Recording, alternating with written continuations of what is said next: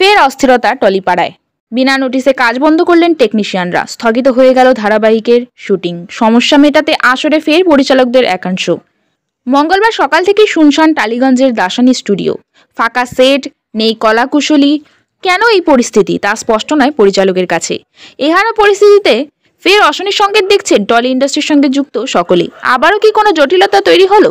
এই প্রশ্ন ঘুরপাক খাচ্ছে টলিপাড়ার অন্দরে। ঘোরাফেরা করে জানা যাচ্ছে, মঙ্গলবার আচমকাই ফেডারেশন শুটিং স্থগিত রাখার কথা ঘোষণা করেন।